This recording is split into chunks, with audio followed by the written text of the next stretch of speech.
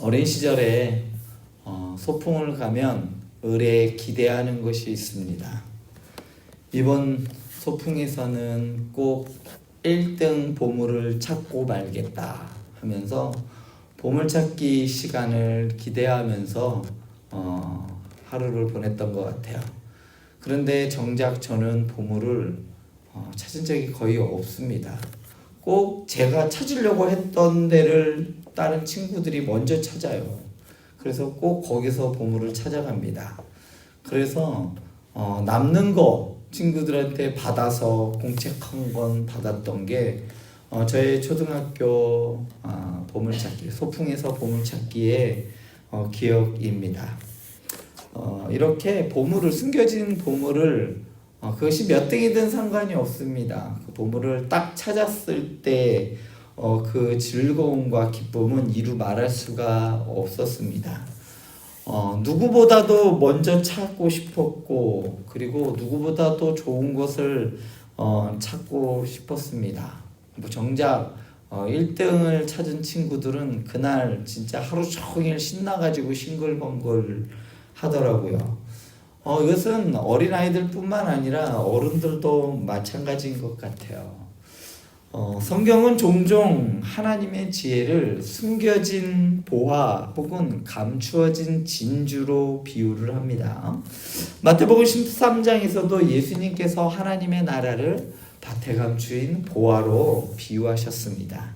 오늘 본문인 잠언 25장 1절부터 13절의 말씀은 신앙생활과 예배생활 속에서 우리가 찾아야 할 보물과도 같은 지혜들을 조용히 그러나 깊이 있게 우리에게 펼쳐 보여주고 있습니다.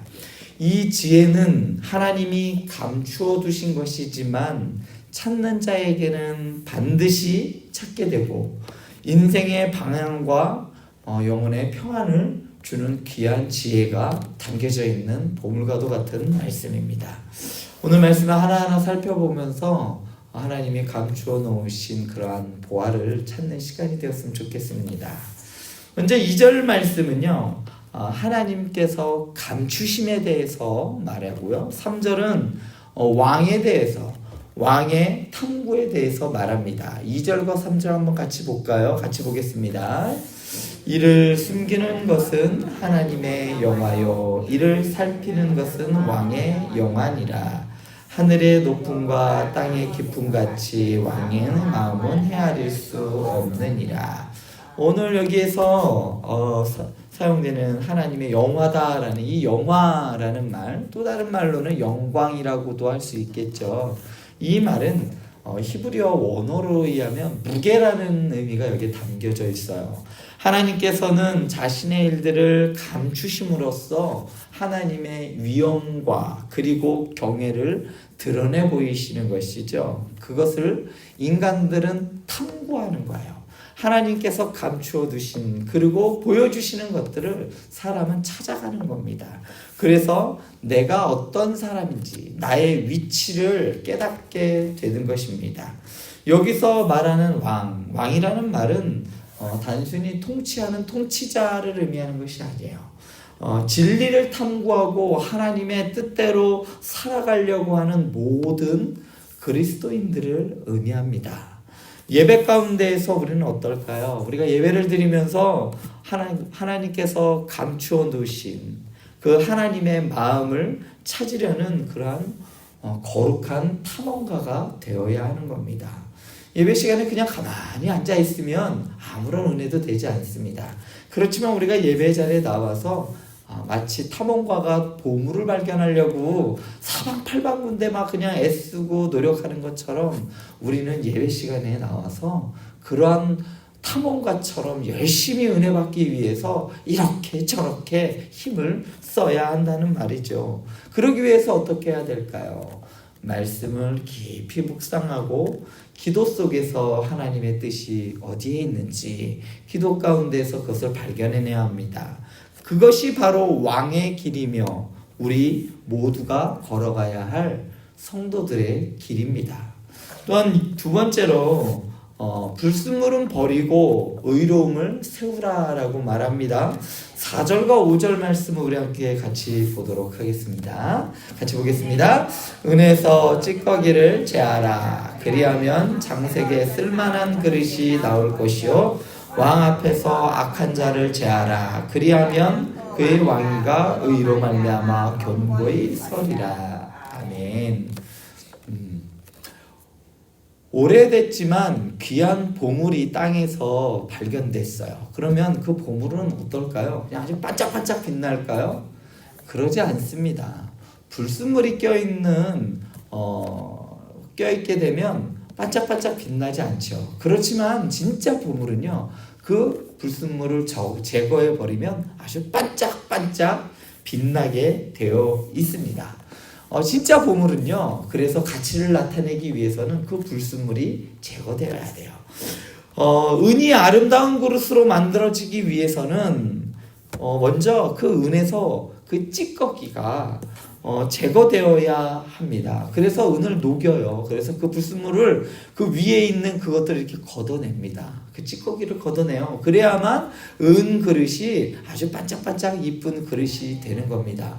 그걸 그냥 놔두면 어떨까요? 은 그릇이 아주 형편없어집니다. 마찬가지예요. 우리가 예배와 신앙의 자리에서도 하나님께서는 우리 안에 있는 교만과 시기와 거짓을 정결하게 씻어내기를 원하시고 계십니다. 우리를 아름답고 보배로운 것으로 만들어 놓았는데 우리 안에 있는 이러한 지저분한 것들이 있으면 우리의 가치를 떨어뜨리게 되는 것이죠. 얼마 전에 며칠 전이에요. 한 글을 봤는데요. 미국에서 아주 유명한 여자 배우가 있습니다. 여자 아이돌 배우가 있어요. 요새 한참 그분의 이름을 제가 잘 몰라요. 한국이면 알겠는데 외국분이라 모르겠어요. 근데 그분이 아주 유명합니다. 근데 대부분의 미국의 연예인들은 몸에 문신을 해요. 그죠? 크든 작든 다 문신을 합니다. 그런데 그분은 절대로 문신을 하나도 하지 않는 거예요. 너무나 아름다운데. 그래서 한 기자가 물었습니다. 왜 당신은 몸에 왜 문신을 하지 않아요? 라고 물었더니 이분이 이런 얘기를 하더라고요. 저기요, 포르쉐에 스티커 붙이는 거 보셨나요? 나는 명품이기 때문에 스티커 같은 거 붙일 필요가 없다는 거예요. 우리는 어떤 존재냐면 명품으로 하나님께서 만들어 놓으셨어요. 그래서 우리에게 그런 스티커와 같은 죄악, 스티커와 같은 시기 질투 이런 것들이 붙어 있으면 그러면 그 가치를 떨어뜨린다는 이야기입니다. 우리도 마찬가지로 우리가 하나님 앞에서 깨끗한 그릇으로 준비되어야 하는 겁니다.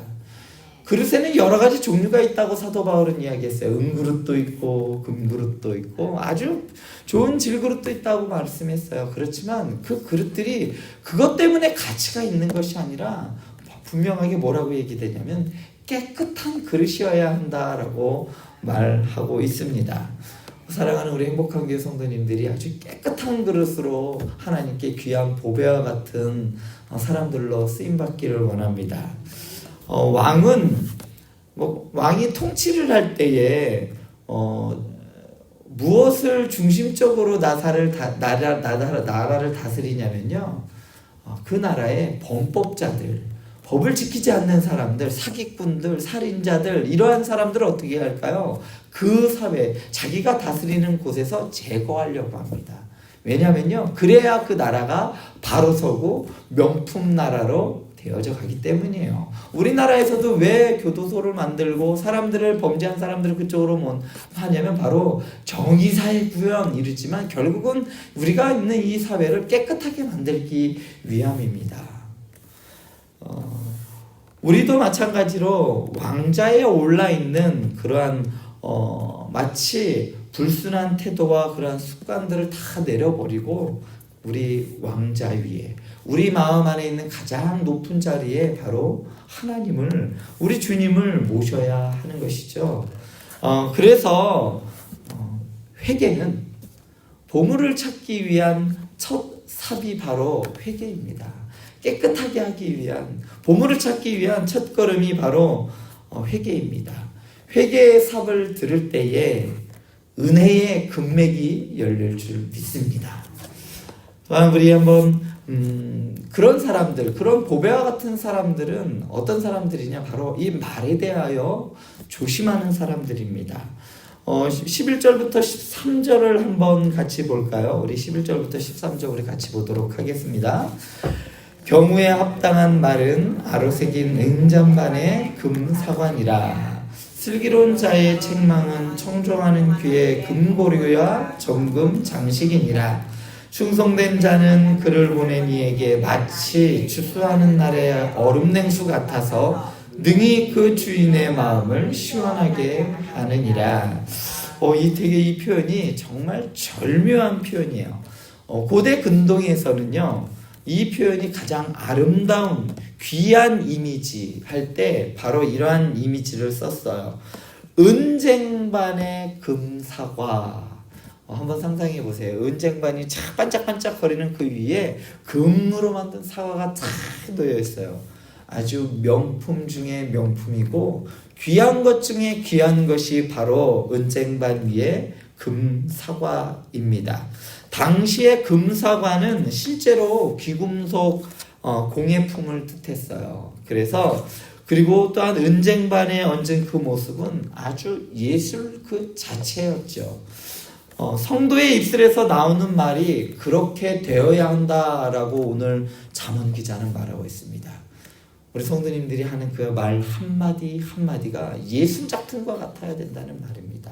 아주 기가 막히게 적재적소에 그 성도에게 아주 힘이 되는 말씀, 위로가 되는 말이 딱 되었을 때의 그 말의 가치가 바로 은쟁반 위에 금사와 같이 그렇게 가치 있고 귀한 말이 된다라는 말입니다.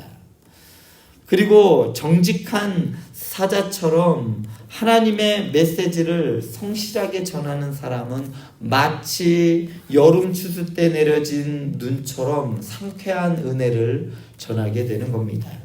이 시대에 이러한 말과 행동을 하는 그리스도인들이 바로 하나님의 보아인 사람들이죠.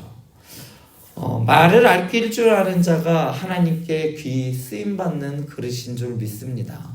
말을 많이 하는 것이 좋은 것이 아니라 적재적소에 맞게끔 하는 우리 성도님들이 되었으면 좋겠습니다. 결론을 맺겠습니다. 진짜 보물은요, 지혜 안에 감추어져 있습니다. 오늘 이 본문 전체를 통해 하나님께서 주신 메시지는 아주 명확합니다. 하나님의 지혜는 감추어져 있으나 찾는 자에게는 반드시 발견되게 되어 있다라는 말입니다. 이 세상에는 사람들에게 눈에 보이는 금과 눈에 보이는 은을 찾으라고 말합니다. 성공하는 방법. 이렇게 하면 며칠 만에 1억 모으는 방법. 이렇게 해야 금을 발견하고 저렇게 해야 은을 발견해서 부귀한 삶을 살아갈 수 있다라고 말합니다. 그렇지만 하나님은 이렇게 말씀하시죠. 내 말을 깊이 묵상하고 예배 속에서 나를 찾으라라고 말씀하고 계십니다. 그분의 감추어진 뜻을 살필 수 있는 사람, 자기 안의 죄를 깨끗이 하고 주님의 길을 따르는 사람, 사랑과 진리로 말하는 사람, 이들이 진짜 보물을 찾은 사람들입니다. 주님께서는 오늘도 말씀 가운데 보물을 감추어 두셨어요. 이제 우리가 해야 할 일은 단 하나입니다. 마태복음 7장 7절부터 8절에 구하라 그리하면 너희에게 주실 것이요 찾으라 그리하면 찾아낼 것이요 문을 두드리라 그리하면 너희에게 열릴 것이니 구하는 이마다 받을 것이요 찾는 이는 찾아낼 것이요 두드리는 이에게는 열릴 것이니라. 사랑하는 행복한 교회 성도 여러분, 이 보물을 향한 신앙의 여정을 오늘도 이어가시기 바랍니다. 하나님께서 우리 사랑하는 성도님들의 삶 속에 숨겨두신 보화를 기도로 찾아내시고 누리는 저와 여러분들이 되시기를 간절히 축원드립니다. 기도하시겠습니다.